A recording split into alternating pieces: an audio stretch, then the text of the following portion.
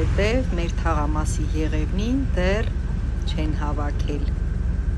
Եվ անկեղծ ասած, ես ճիշտ եմ համարում, որ մինչև հունվարի վերջ զարդարված եղևնիները ուղղակի չհավաքեն։ Այդ տոնական տրամադրությունը ամբողջ 1 ամիս պահպանվի։ Եվ հետո մեր հետո։ Այսպես, Աստված օրհնի, այսօր շատ հաճելի օրհնված օր եմ ունեցել։ Սիրում եմ Աստծուն, սիրում եմ